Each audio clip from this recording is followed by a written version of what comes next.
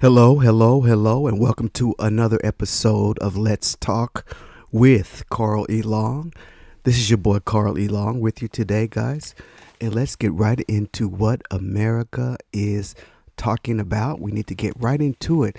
So, today's podcast is unique. It's unique. So, the title of this podcast is Did America or did the Democrats miss a chance to challenge the 2024 election results? Something to ponder on. I recently was watching an episode of Roland Martin's Unfiltered, and what I found out in this episode was he had on there a guest who is a part of a regime that has been doing some audits of the 2024 election. And this is great. This is polarizing stuff, guys, because the findings by this group has been just jarring. I mean, I don't know why this is not more widespread that it is. But, I want to preface this by saying no conspiracy theorists about anybody stealing the election, because we went through that with Donald Trump. The election was certified. Donald Trump is the president. So that's what happened. But that doesn't stop us from understanding what could possibly have happened or gone on, and what could happen again in the midterms if people don't take this seriously. So this was a very good podcast that I watched with Roland Martin, and he had the guest on there these are legitimate people. These are legitimate audit people who know about cybersecurity, and they have backgrounds to their credit, and they presented this stuff. And there was even a letter written to the Harris campaign to let them know what they found. And what did they do with that information? I mean, this is jarring. So before I get started, I wanted to go and show you exactly what happened on some of that. So let's just talk about, was there interference in the election? Did we know that there was? Yes, there was, because Merrick Garland and Joe Biden presented that to the American people. Let me read you what I found. Yes, President Biden and Attorney General Merrick Garland announced that there was foreign interference in the 2024 elections. The Biden administration accused Russia of attempting to interfere through a sophisticated influence campaign, which included creating fake news sites to spread Russian propaganda. The Justice Department filed charges against 2 individuals and seized over 24 internet domains used in the campaign. Garland emphasized the seriousness of these actions and the lengths to which Russian governments was willing to go to undermine the democratic process. So Russia very much wanted Donald Trump in office. We all know that because, he has this love affair with Vladimir Putin. We know that, but we don't know why. We really don't know why. So some of this is starting to come all full circle. And as I say, I'm a Christian. I believe that whatever's in the dark, it will soon be put to the light. So something will come out. And again, this is no conspiracy theory. I'm not being all MAGA and saying that they stole the election, but there's some jarring data here, guys, that we should not ignore. And someone, I don't know who we can do now, but since we have the clowns in office, as to how this, we have nobody in the FBI or anybody that's going to take this serious. Don't know how we're going to get this taken care of, but with the midterms coming up and what they have found in this election, it seems like that we need to do something to make sure that the midterms are not compromised, as what these guys are saying. So let me just play you this CBS newscast that talked about what Merrick Garland had found, and he reported to Joe Biden on what they were trying to do, and they caught this portion of the election interference. So listen to this report. Attempt to influence the 2024 election, with the Department of Justice, the Treasury, and the State Departments all announcing a series of actions, including criminal charges and sanctions. Attorney General Merrick Garland says a state-controlled media outlet is behind a $10 million plot to spread disinformation to garner support for Trump. CBS's Scott McFarland has more from the Justice Department.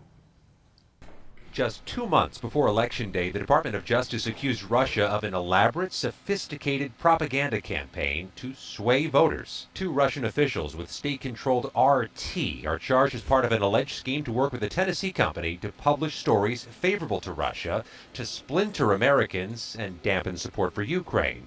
Both officials remain at large overseas. The American people were informed when a foreign power engages in political activities or seeks to influence public discourse. The feds also seized 32 internet domains believed to be tools of Russia's disinformation campaign, directed by Vladimir Putin's administration, with a playbook to push polarizing issues, including inflation, job loss for white Americans, privileges for people of color, threats of crime from people of color, and to target an audience of lower and middle class white Americans as supporters of candidate A. Though the court filings don't explicitly identify candidate A, the Attorney General indicated Russia wanted to bolster support for Trump. Russia's preferences have not changed from the preceding election.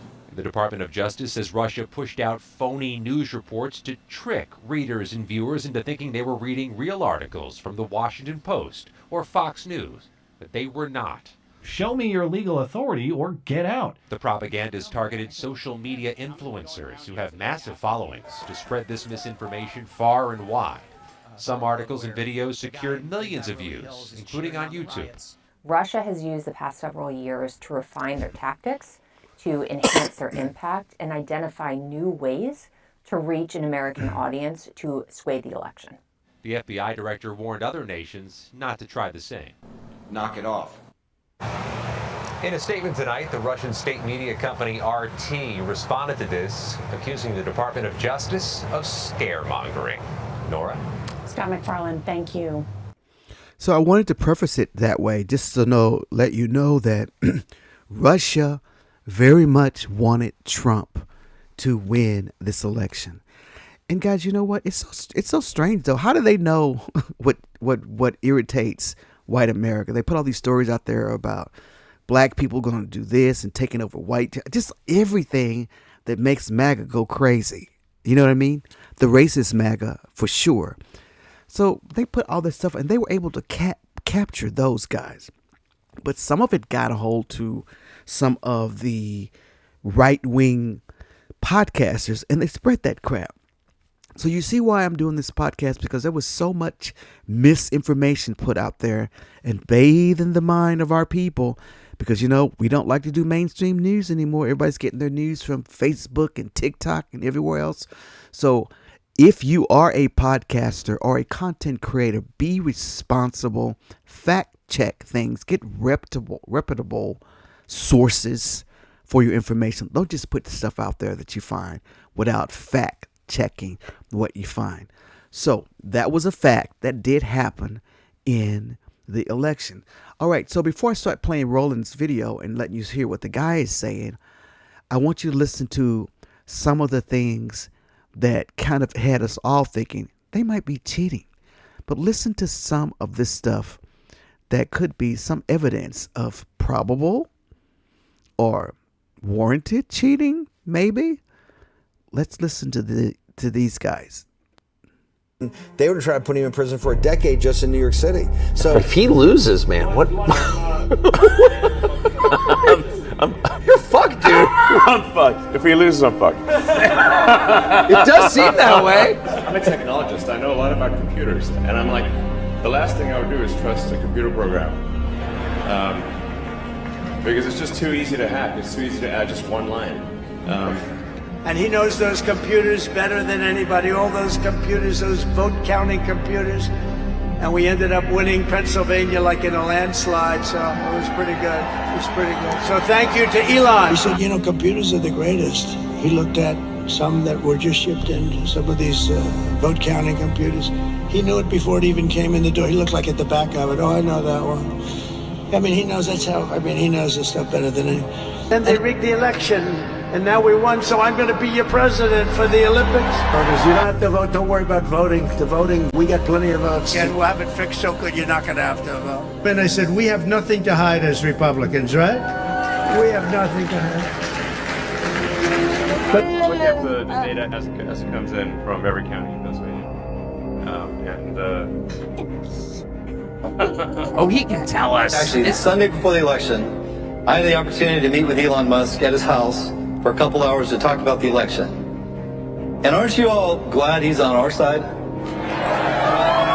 And he told me, he said, I can tell you right now, I'm responsible for this.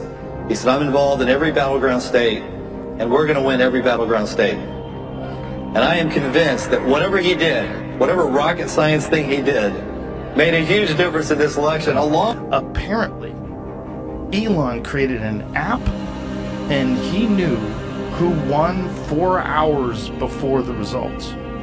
So as the results were coming in, 4 hours before they called it, Dana White told me, Elon was like, I'm leaving, it's over, Donald won. You think it's done? But never know.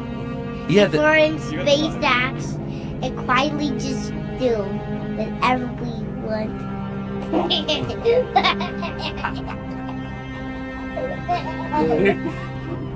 I like your laugh.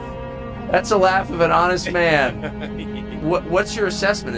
Did this work? Is he going to win? Yeah, it is. Not for now. No. So you're not going to the gulag, it turns out. Well, not immediately. I mean, maybe in 5 years, I don't know. They might be probably pretty grumpy about this one. But I think I got at least several years before I go to the gulag. Don't think this is, unless we take this out root and branch now. This could always come up in the future, and I tell people when they first come in, they want to be in leadership roles, do this. I said, listen, they will send you to prison. We have nothing to hide. Thank you. They have nothing to hide. All right, so you can say whatever you want to say about they were just joking or whatever it was.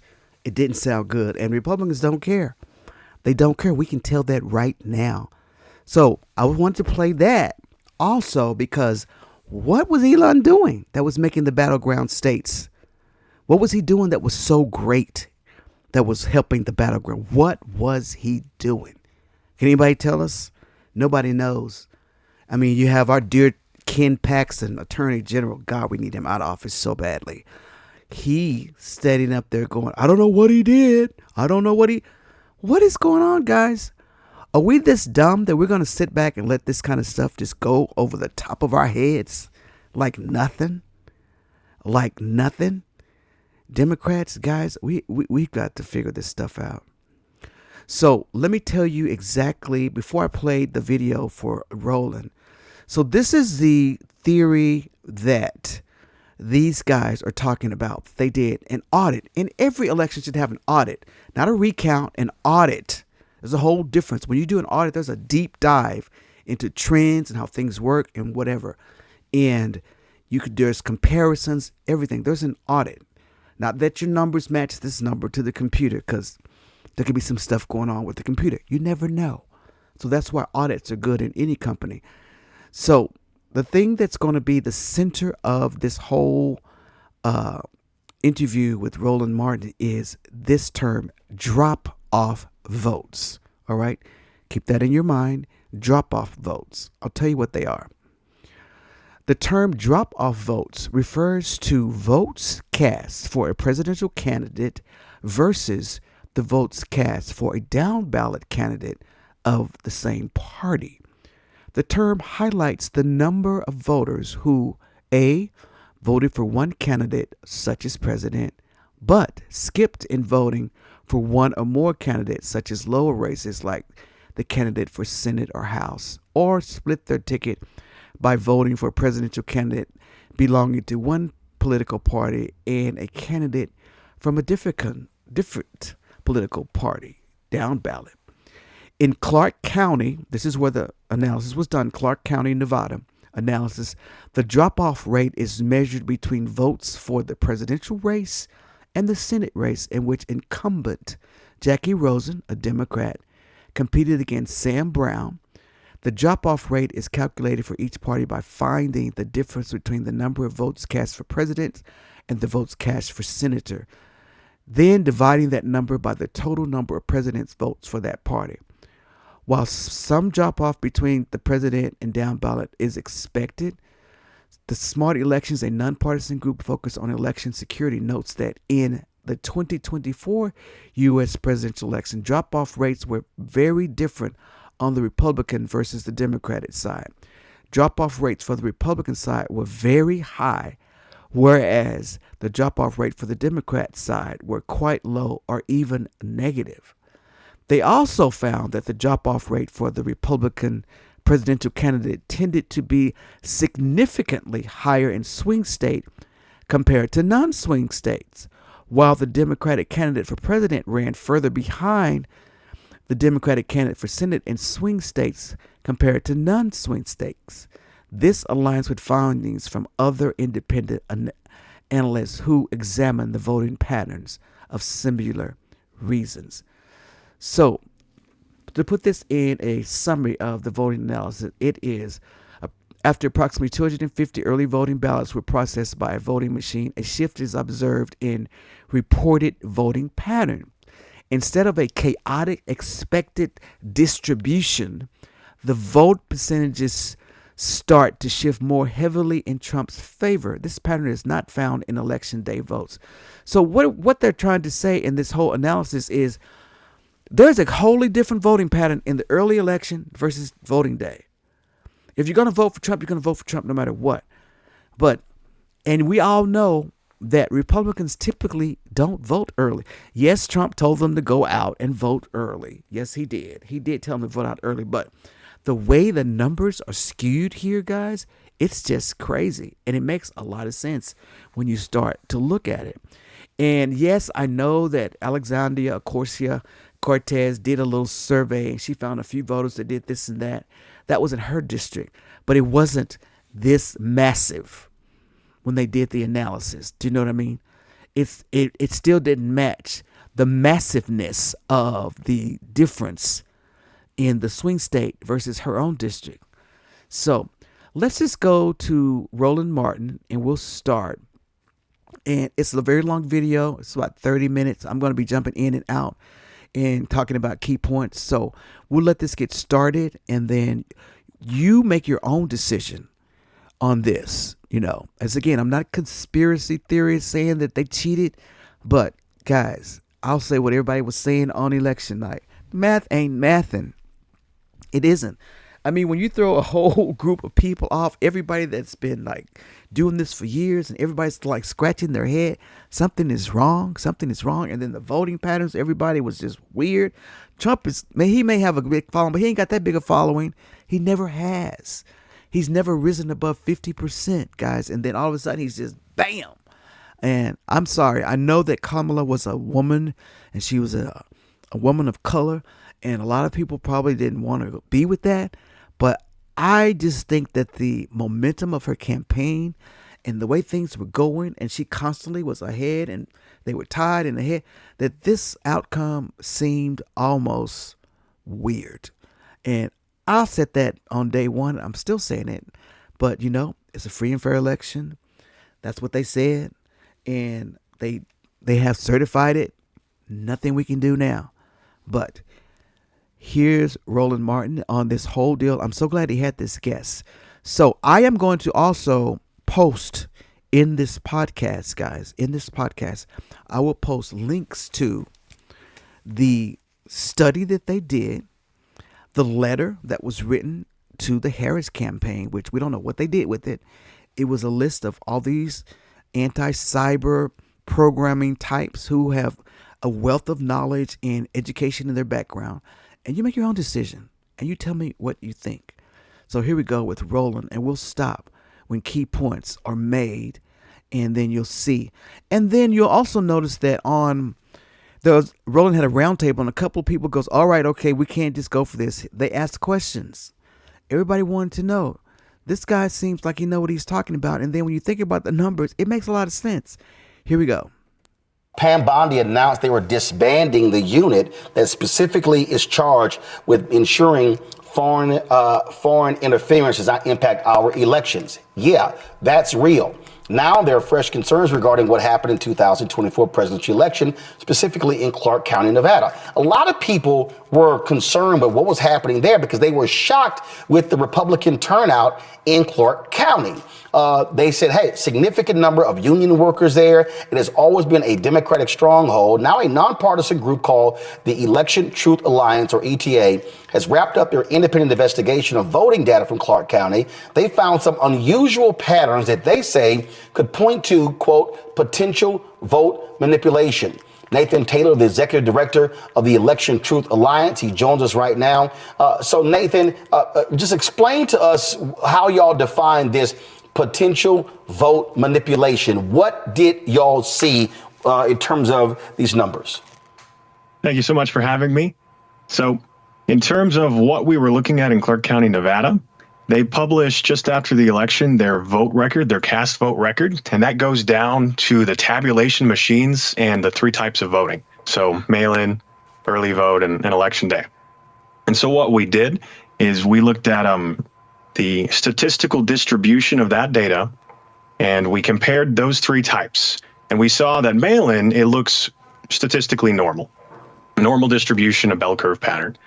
We saw that election day didn't look very anomalous at first, but then we looked at early voting. And early voting is where a majority of the votes were cast during the election for Clark County, Nevada. And when we looked at it, we actually pulled out the distribution and we saw it shows statistical evidence of potential manipulation. And what that means is a portion of both candidates' votes look like they could have been changed. And we see that because instead of a bell curve, it comes out more of a Russian tail, as we would call it. And so we delved deeper and we actually pulled data for Washoe County, Nevada. That's the second most populous location. And a little bit about my background. I work in cybersecurity. I was a 25 Bravo computer tech specialist in the Army Reserves, got my degree in network security and then commissioned at the Army National Guard. And so I worked data analysis for my normal job before kind of stepping into this role and helping found and run the Election Truth Alliance. And so what was concerning about this election and led us to looking into the actual data was, as you mentioned, 7 swing states kind of popped up after the election, and we thought that was strange, given some of the polls, given some of the other analysis. And when we dove deeper, now we're seeing the potential for the vote counting machines to have been manipulated. All right, I want to stop right there. And I put up here the definition of a Russian tail. The pattern above shows an inexplicably spiking vote distribution that is statistically unlikely based on a typical human voting behavior. It also resembles a phenomenon referred to as a Russian tail, where an anomalous deviation from normal distribution can be an indicator of unfair elections. They usually pin this term because this is what happens in Russia. Such a spike may indicate election result falsification, particularly if only one candidate appears to benefit. All right. So more information about voter turnout relative to county precinct and initial analysis may be needed in order to definitely confirm the presence of the phenomenon in Clark County voting results. The Russian tail appeared in elections, whereas Russian election manipulation is suspected. Okay? So I want you to know what that Russian tail means. They pinned it because basically this is what Putin used to get back in office. Like, he manipulated the votes, and they call it the Russian tail. Here we go. And so the main concern is the type of manipulation we're seeing in Clark County, Nevada. It's not unique to Clark County, Nevada. We've done analysis on other locations. We're looking at Pennsylvania right now. We were looking at Wisconsin. We were looking at Florida. We were looking at Texas and California. And so many of these higher population centers in these states exhibit the same indications at a higher level, and that's a drop-off vote abnormality. where, for example, one party at the presidential level, they get a certain amount of votes. And then you look at the next down ballot for their party, like the senator or the governor or the superintendent, and you find that those lower positions have more votes than the president. And that's very concerning. And that ultimately also led to us diving a little deeper. So we did provide some graphics, but I don't really think we need the graphics, just to kind of talk about some of the potential. That's why a lot of people were asking. They were like, "Wait a minute, hold up. How did he win? How did Trump win all of the battleground states, but the only two places the Republican candidate won in the Senate was Ohio and Pennsylvania? They lost in Wisconsin, they lost in Michigan, they lost in Nevada, they lost in Arizona." And there was no Senate race on the ballot in North Carolina and in Georgia. And in fact, when you look at North Carolina, Democrats won governor, lieutenant governor, attorney general, and secretary of state. And you're probably wondering, why did I make her a carrot? Well, it turns out that Callie actually loves carrots, and I had no idea. So what is interesting as well is when people talk about candidate Harris at the time and how she performed, right? Talking about popularity and saying, oh, well, people didn't vote for her. She wasn't popular. People were switching their votes at the presidential level and then voting Democrat all the way down. Well, I looked at this as well, and we pulled some of the data for both all the swing states in this election and last election. And we said, how many votes did Harris get in comparison to Biden in those 7 swing states? And just correct me if I'm wrong, this is the graphic you were referencing, right? Swing versus non. This one, yes. This is a drop-off vote analysis, and this was actually made by Smart Elections, which is another organization that does election integrity and analysis. Go ahead. So they published this, and what this is showing is this is some of the swing states versus non-swing states, and it looks very suspect that Harris would underperform consistently across just the swing states, and then outside the swing states, she's almost 1 to 2%, like Trump is. For instance, in this first graphic right here, it shows that in the swing states, it shows red 752, blue negative 189. Yet in non-swing states, it shows red 464 and blue 351. That's just a 103,000 vote difference compared to a nearly 900,000 vote difference. And then when we go over to this graphic right here, this is the percentage. So you see an increase. So the way you read this, if I may. Go ahead. Is the 0% is the next down ballot candidate. So in this case, I believe this is senators. So 0% is how many votes that party's senator or whatnot got. So we see in the swing states, Harris got negative 1.48% less votes than the senator across, and on average, across all 7 swing states. And then Trump got almost 6% more than that senator or that next down ballot candidate. And then outside the swing states, all the other states, we're seeing it look more normal and matching past election trends where you're somewhere between 1 to 2% over the Senate, over the senator or the governor or whatever other races there are. So that's how you read this. That's why it's concerning. So you're saying that, again, correct me if I'm wrong, what you're saying is that if Harris was just so unpopular, then what you would see in swing and non-swing states would be a decrease or people staying at home and not supporting her. But you're saying, wait a minute, how the hell do you see a plus percentage in non-swing states, but then you see this big negative, as if outside of the 7 battleground states, it was like, yay, we're cool with Harris, but those specific 7 battleground states were like, yeah, we ain't down with her. I think you highlighted exactly the concern. Why would just the swing states exhibit a pattern? And so that's a huge red flag, because what wins you elections? It's the swing states. And so I actually did the numbers for how Harris compared to Biden from the 2024 election, how many votes she got across all 7 swing states versus what Biden got in 2020. And we find that in 24, Harris exceeded Biden in Wisconsin, North Carolina, and Georgia. I believe those numbers are up to date. Guys, if we have that graphic, control, pull it up. Go ahead. I don't believe you have that graphic. Okay. And I'll quote some more graphics that I know you do have here in a moment. But this is a good number for you just to kind of show you how the theory that she's unpopular and that's why she would be underperforming doesn't add up.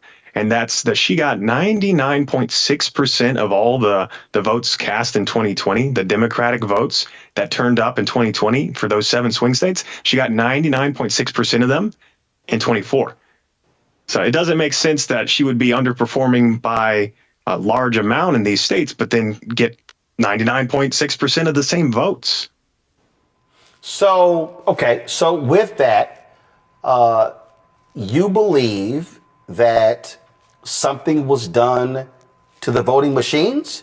Do you believe that, like, for instance, I've heard people, and I'm not a conspiracy theorist, and when people, I'm very skeptical when people throw it. I've heard people say, hey, wait a minute. People were using Starlink to transmit the data, the voting data from precincts to the state elections board. And that Starlink, of course, owned by Elon Musk. Of course, Joe Rogan made this famous phrase that Elon Musk created this app that an hour after the polls closed showed, oh, Trump is going to win. I'm going to sleep. And he was like, man, how did he know? And then, of course, Trump, leading up to the election, was like, hey, don't worry about it. We don't need your votes. We got this. So people are pointing to those things as evidence that something was amiss. So are you saying that you believe that the voting numbers were somehow changed either in the machines or in the transmission to the state elections board?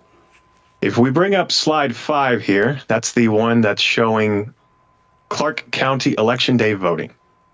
And so is that it right here? Distribution. Yep, that's exactly it. This is what I was talking about a little earlier, where when we look at the vote record Clark County gave us and published after the election, this is more what you would expect to see when looking at that data. And so there's 2 different colors. One is red and one is blue. Obviously, the blue is the Democrats for presidential race, which would be Harris, and the red is Trump. And so they are overlapped. But when you pull both of them out, they should look like a bell curve. And in this case, for election day, they look pretty much like a bell curve. We're not seeing any huge issues. Is this right here the bell curve? Exactly what we were seeing, and talk about what would potentially cause this. So comparing this to election day, you notice this does not look the same. It's not a more rounded bell curve, a more random and expected distribution. And so what we're seeing, this is Clark County in 24 at the bottom for early voting and 2020 at the top. And you'll notice. Wow. Let's look at 2020 first. So if you zoom in just a little bit, the way you read this graph is the x-axis, the bottom axis, that is how many votes the machine counted. And so each of these little dots, there's a red and a blue, and each of them are a machine that counted the votes where you voted. And so in this case, there's a ridiculous amount of votes for early voting. And we see that those tabulators or those voting machines, in this case, they have, in Clark County, Nevada, they have like polling centers they set up. So you can generally go anywhere. And so what we see is as the amount of votes were cast, the places where there were more votes cast, we see after about, I think for early voting, it's closer to 500-600 votes or so. So we're going to do this here. We're actually going to switch from my control room to my iPad. There we go. So this is so now I'm able to zoom Perfect. in. Okay, so this is the top one and this is the bottom one. Okay, go ahead. Yes. So let's look at the top first, and x-axis is how many votes the machine counted. Each of these is a different machine. Some machines only counted a handful of votes. Some counted 800 plus.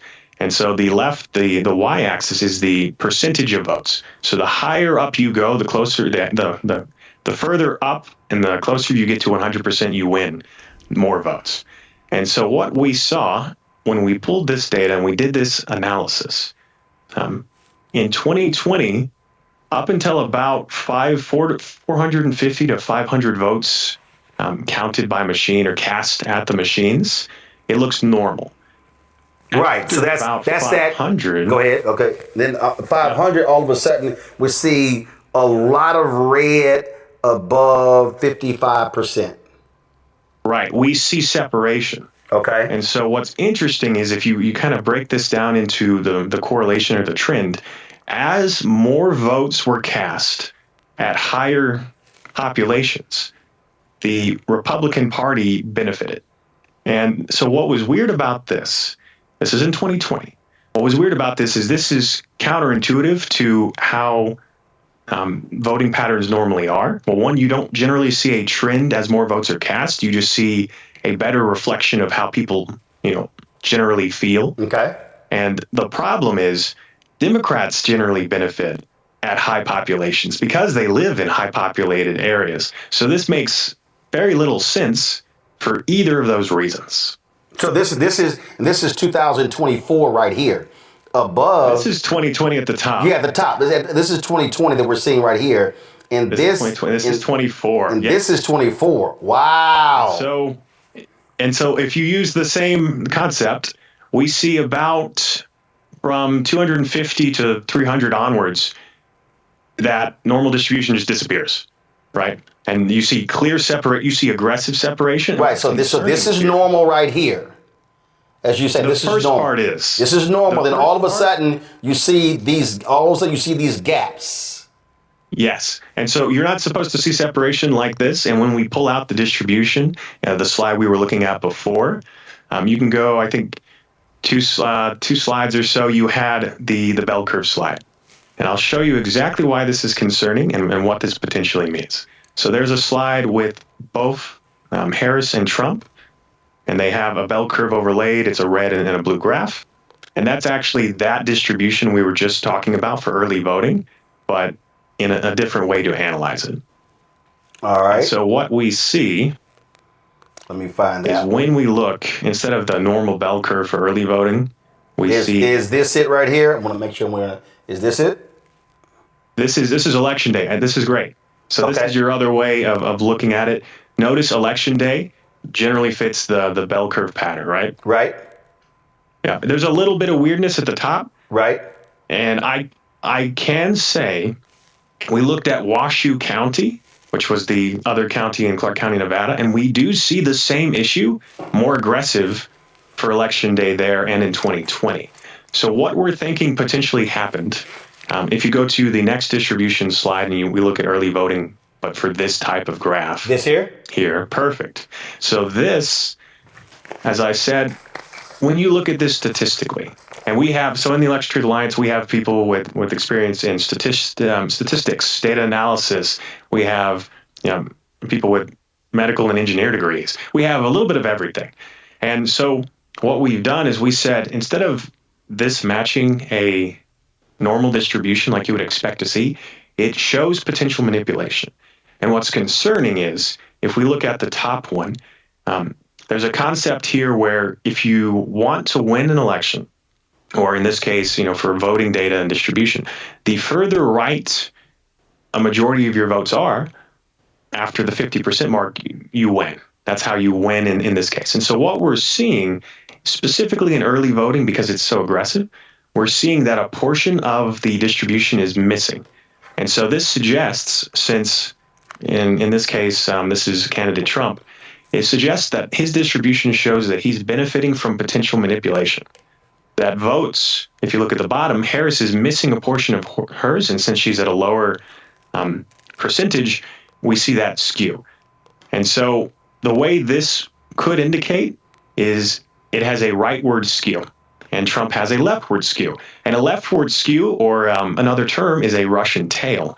And so Russian tail is a term coined by Russian data scientists and data analysts in reference to a few different potentially manipulated Russian elections. And so they coined the term of a leftward skew, like if you go up, and I believe we also have a reference in this document, but it's if you benefit from potentially moving votes around, you're going to have this leftward skew like we're seeing in Clark County, Nevada for early voting.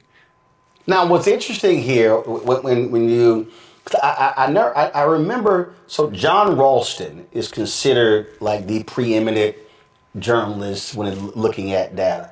And I remember every day he was tweeting and was shocked at the Republican numbers. And it was like, Democrats are in trouble in Clark County. And it was like, they're down. And people were like, oh my, I remember there was some culinary worker who had made a comment about, I mean, we're in some serious trouble.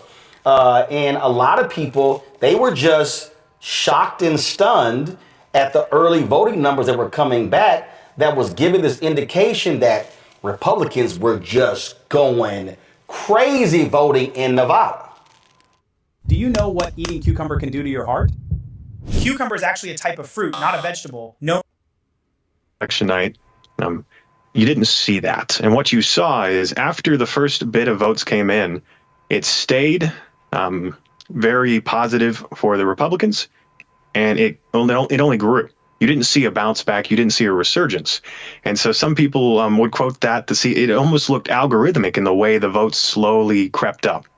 And what's concerning is, as you mentioned before, how could you have done this if you could have done this? So I get this a lot, especially with my background. People talk about, our election is secure. Our election isn't hackable. We spent 4 years arguing, everything's good. And so what's funny is when you actually look at our election systems. All right, I want y'all to really listen to this part here. Our elections are supposed to be secure. Yes, listen to this very much. It's not that our election systems are secure or they're not. It's that every state runs their own election. We have a few different types of machines, and we have paper trails. And that's how we should be securing our elections. The problem is, let's actually look at how every state runs their elections. All of them have different procedures. There's no standard guideline for how you should do it. Right. But even then, they still have checks and balances they take account. The problem is we only really use, for our tabulation machines and our voting machines, we only really have 2 main brands. And both of them, as we found in the last little bit of our analysis, both of them, I think 70% of the vote counting machines used in the country for elections have had issues of cybersecurity specialists mentioning potential vulnerabilities. And so first of all, if you were to manipulate our machines, first of all, what are those 2? You said there are 2. Who are they? I can't say the name of the brands myself. Okay. But the top 2 that you're going to, see, they should be pretty apparent. And as you mentioned, as you asked before, how would you do this? Well, you would, as you said, I think you would do it at the tabulation level. So some states, they have voting machines and then they transfer their votes, or they scan in paper ballots. And the tabulators are what's doing all that work. And so, as I said, there's 2 main brands. And if you were to compromise those tabulators, you could change the outcome of an election because you could just change votes. And it's that simple. Or you could change the data in transit from the tabulators. Either way would look the same on paper. Okay. Any questions or input on that? So I'm going to go to my panel in a minute with questions. All right. So when you hear Republicans say we need to get away from these machines and go to paper ballots, what do you say? I don't disagree that paper ballots or a paper trail is good. The problem is we actually have to use them. This election, I think there were 3 substantial audits that I looked at, Arizona, Georgia, and Pennsylvania. And all 3 of those audits, in my opinion, were not effective in doing what they needed to do, which was to validate the presidential race. Pennsylvania conducted I believe it was a risk limiting audit for maybe 2%, and they did the Treasury, and they didn't even poll an appropriate amount of Philadelphia, which is like over 10% of their voting population. So it's things like that where if you don't set standards for what would actually catch manipulation, like we're saying potentially happened, and we're seeing indication of with the statistical evidence. And as I said, we're working on Pennsylvania and doing a statistical analysis like this. And I recently posted a video where we're seeing the same trend of as more votes are counted, the Republicans start to lead as if a change was occurring in Philadelphia and in Erie County. And so I think the problem is if you spent 4 years discrediting election integrity, because that's the difference. This is an election denial. This is election integrity. Right. It's not that we want to question the results. We want to validate that our machines are accurate, and that's why you should do audits. It's not about anything else. And so these audits were not efficient. These audits did not pass the standards, and they didn't even appropriately audit the races that could have been manipulated. Did y'all hear that? The audits were not done appropriately. Did you hear this? So I'm almost with the Republicans. We need to go back to paper ballots, because that's probably going to be the most secure. We have to wait a long time, but that's going to probably be the most secure way to keep people from cheating, which is so apparent right here. Something happened, guys. Something happened. Here we go. And so to hold up, and Georgia and Arizona, they had their own different forms of audits, risk limiting audits, I believe. And I actually looked at those, and other data analysts and statisticians looked at them and said, hey, this isn't matching up either. There's some concerns of, these numbers don't really show. There were some errors in the reporting, and some previously reported numbers didn't match some in numbers, among other things. And so realistically, the way you should deal with our system is you use the machines. The machines are good. And then you immediately conduct audits at any point, and you appropriately sample the population, and you look at the presidential race. You can look at other races too, and you would pretty much quickly see concern. The problem is our system wants recounts. And so if you don't meet a threshold to do a recount automatically, and the candidate doesn't ask for one, it doesn't get done. It doesn't get checked. And so that's the issue we ran into this election. Questions from the panel. Scott, you first. Yeah, maybe. I listened to your data. I'm a former state party chair. I've run at least 4 local or presidential elections from the nation's capital, at least on the Democratic side. You'd have to agree that there are other variables that would counter your at least preliminary conclusions. For example, maybe the Republicans, those low propensity voters that the Republicans went after in order to outvote the Dems, outvoted the Dems and came out in huge numbers, and that was the differential, and that made the difference in the swing states and elsewhere. That simple piece alone would counter what you say is algorithmic oddity. Manipulation. Manipulation, forgive me. That's an excellent point. Tell me your answer to that. Point, right, is if turnout was effective. I don't know if you have the slides that reference this, but we actually mapped the early voting in Clark County to Las Vegas, and we looked at where these polling centers were and the turnout and how each party performed at these polling locations. Is it a graph, or is it a? I'm trying to. It is a map, very simple map with some overlay. It may have been included. If it is, it's an excellent point. If it isn't, I can talk through it. All right, I'm trying to look for it, but go ahead. Okay. But what we did, as I said, is Clark County, Nevada specifically, they don't poll or they don't vote by precinct. You can go pretty much anywhere to one of these polling centers, early voting or election day, and they'll map your vote back, and it gets added up. And what we found, as you mentioned, right, is if the Republicans turned out in huge numbers, well, there's 2 trends that are strange. One is, generally, as you said, the rural areas, those are where you're going to see those Republicans really turn out. You can still see them in some of the more populated areas. Is this it here? Okay. Hold up. Is it the one that says Clark County binning by vote? Early voting map? That's not it, right? This is another example of what we're seeing, but okay, keep talking. Keep talking through, and I'll try to find that map. Go ahead. No worries if you can't find it. But to answer your question very distinctly, we mapped those locations for early voting. We mapped the machines and the amount of votes those machines got. And Clark County specifically is a very liberal, very left-leaning location. And Las Vegas, specifically the actual let's city see. area, is this it right here? Nathan is. Location by location. And we compared the voting demographic, the registered voters in those areas. We looked at people are registered by precinct, but they don't vote by precinct. So we looked at those precincts. We looked at what the percentage of Democrat to Republican is. And it is heavily in Democrat favor. It's nonpartisan and Democratic in Las Vegas. And yet we're seeing polling locations that the Republicans were leading by over 5,000 votes in some cases. And so it's strange to see that there is no heavy red stronghold in the middle of Las Vegas. But we're seeing the early voting polling locations show that when we look at the data.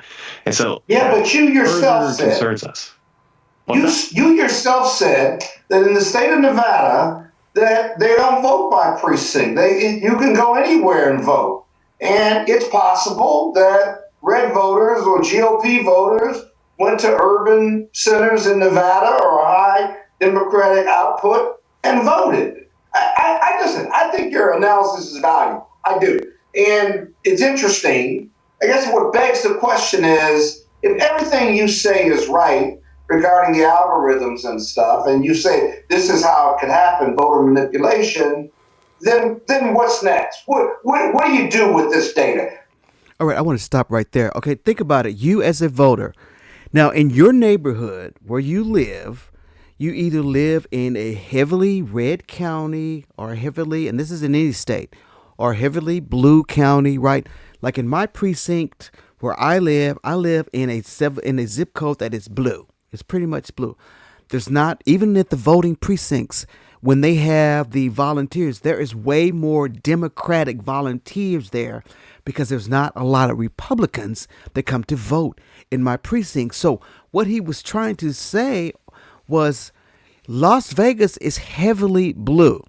So I guess the question is, so you mean to tell me that all these rural people who are traditionally red voters, because, in Nevada they can vote anywhere they wanted to, drove all the way to Las Vegas precincts to vote when they had their own precincts in their own area? They can vote anywhere they want to, but it's showing a large amount of red voters in Las Vegas area, which made no sense. In the heavily blue, that doesn't make any sense when they tried to map it back. Why is that? And he says that, well, maybe they just came. I can't buy that. Let's go on. How does it work for us? How does it help us? And how does it maybe in the future fix kind of what the issues are you're raising? Yeah, excellent point. The reason why we want to kind of bring this to light and we want these questions is we want audits. It's never too late to conduct a audit or an investigation. Yeah. Obviously, the election is certified. The election is over. That's perfectly fine. But there is far more benefit in conducting audits and looking at the paper ballots and comparing them to the results, not just in Clark County, but in any of the swing states and even in other states. And so, as I said before, we want to validate the election. That's what my job has been since election night, is we want to make sure that our machines are safe. We want to make sure that people are asking these questions because it benefits everyone that we validate. And it doesn't hurt anyone. And we do an audit, right? We go to Nevada, we go to Clark County, we say, hey, let's audit let's audit all three types. And we find no discrepancies and no issues. The paper trail matches the reported votes. That's perfect. And we hold that up and we say, our elections are free and fair. This was just a discrepancy. And we can figure out why that is. As you said, maybe this was a historic moment and there was a lot of momentum and people came out to vote in unique ways. But realistically, unless you validate and you check, it hurts us all. And so that's why we want accountability and we want audits. And we are willing to pay for them as well. I've reached out to a couple different organizations and entities to help us push for those. Mustafa?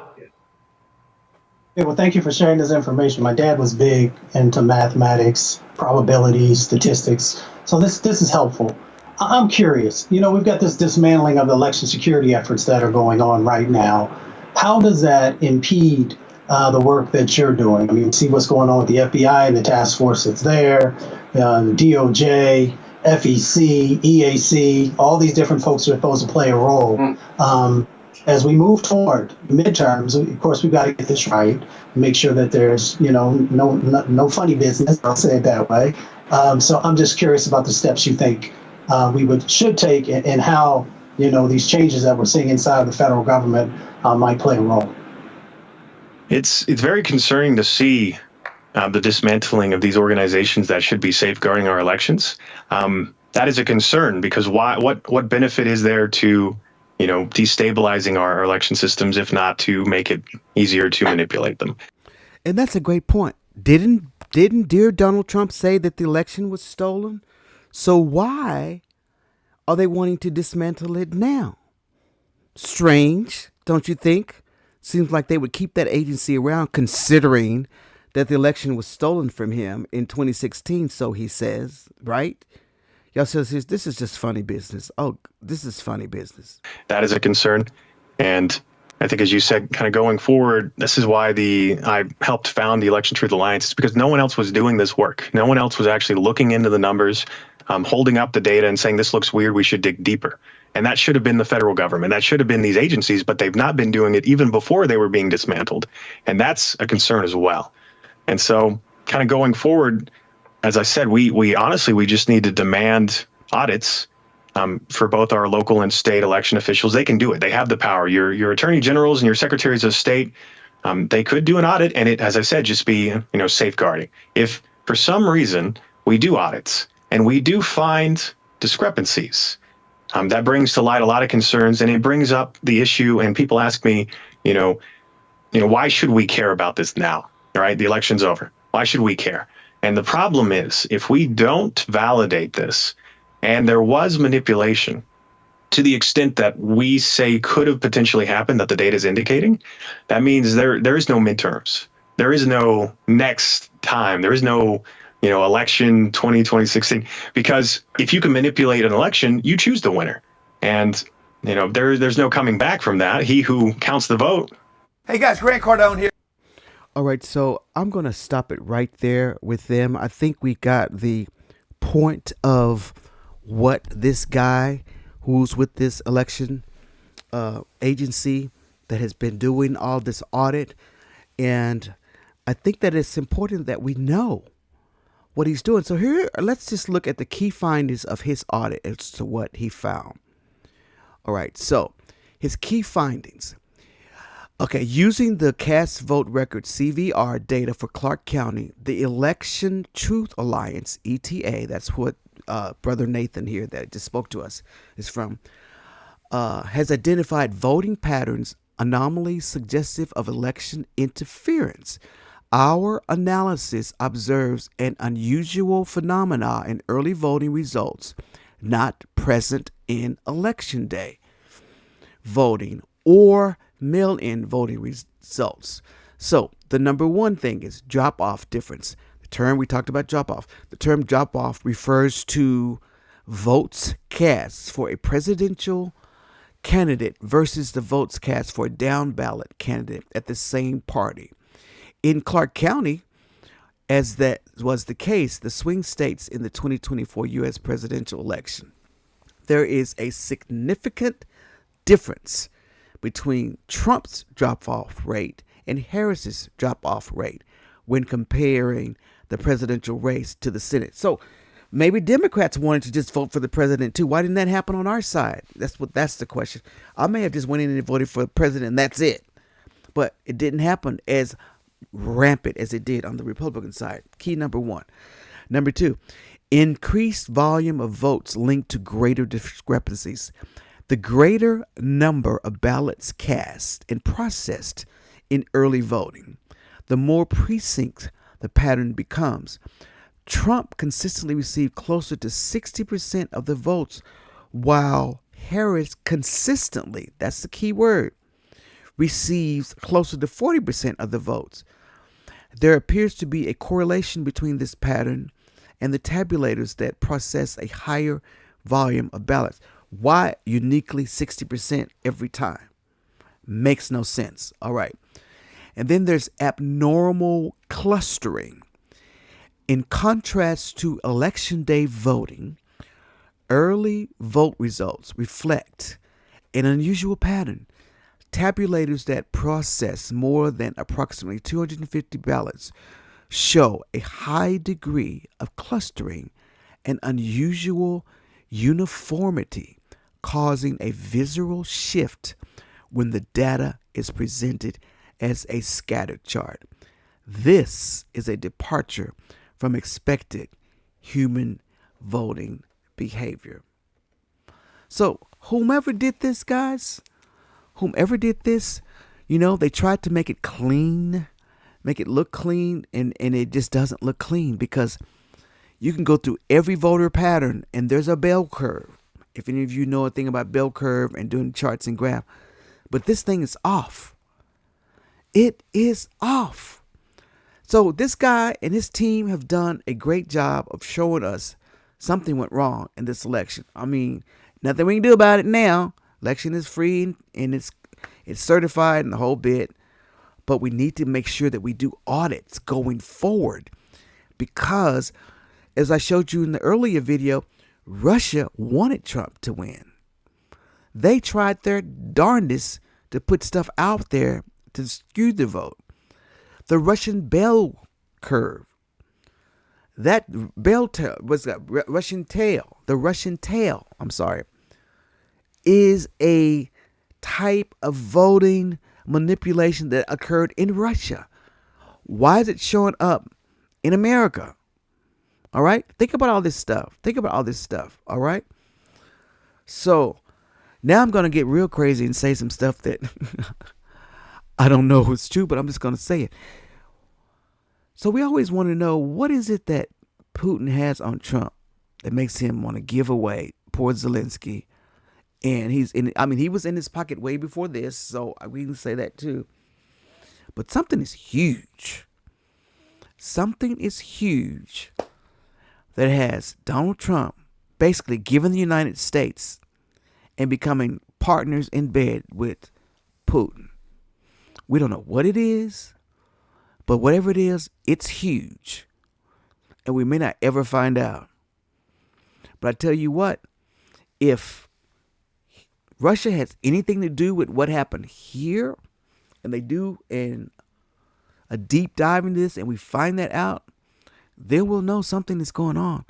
But like I tell you guys, everything in the dark will come to light. Trust me, it will.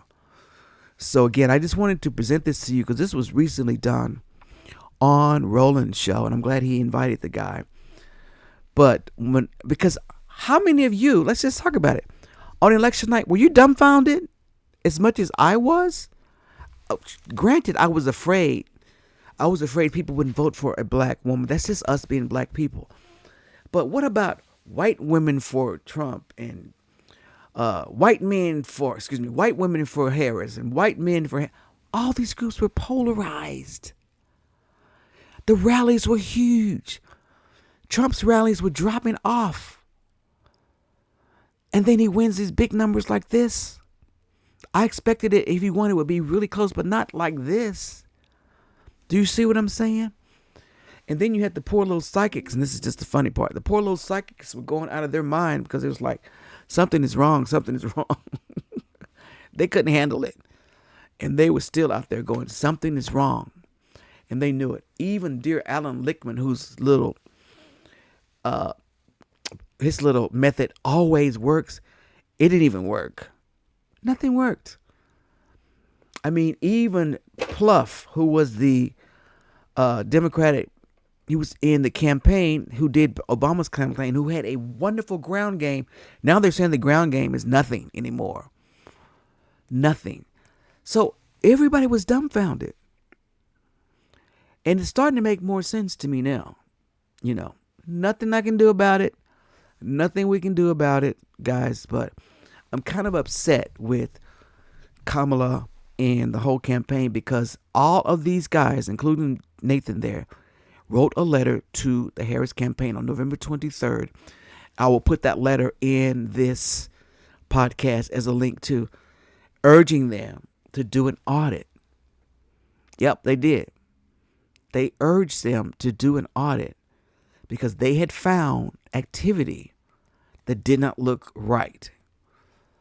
Did they do anything with it? What did they do with it? I mean, that's the question. I mean, they got it to them. Did they do anything with it? I don't know. But it makes me upset if they just looked at it and thought, Democrats, we always got to do the right thing.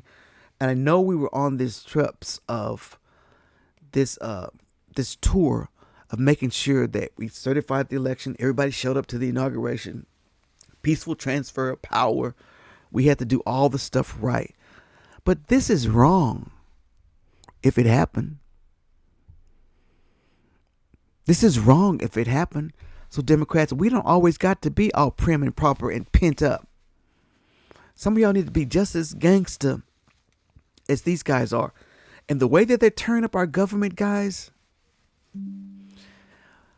I tell you, all of this could have been stopped. If this voting thing, I mean, maybe we had no chance, period. Who knows? Unless we could have overwhelmingly came out and this little, whatever they did would not have mattered. But I don't know. So when I saw this on Roland Martin, I said, how did I miss this? How did I miss this analysis of the voting? I don't know how. But I'm convinced that those guys know what they're doing.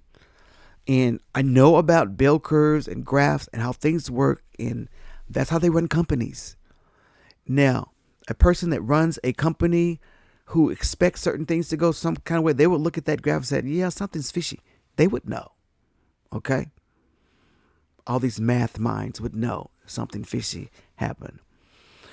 All right, so I decided to go ahead and do this podcast. I was skeptical about doing it at first because I don't want to be out there talking like conspiracy theorists and people thinking that we're all upset because we lost the election.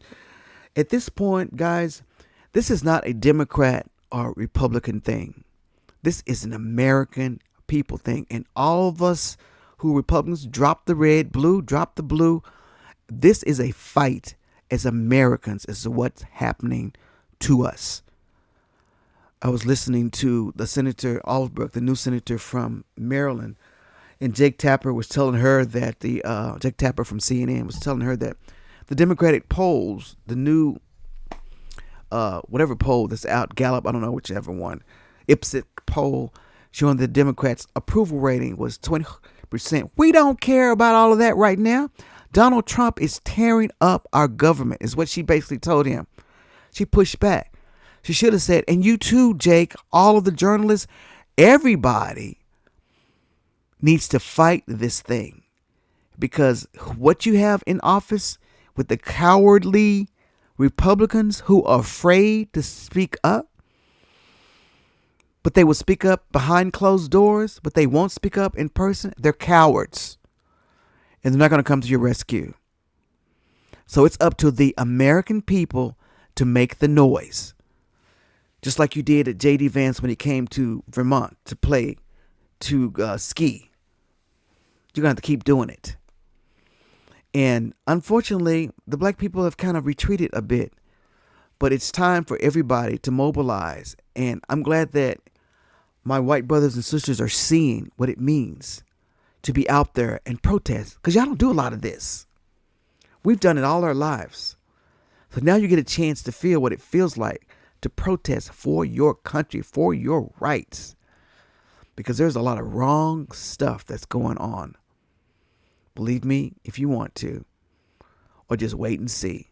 Or as the word is out there now, FAFO. All right? So guys, be sure and look at, in this podcast, there's a link in this podcast of the official study that these guys did on the election, and you read it for yourself.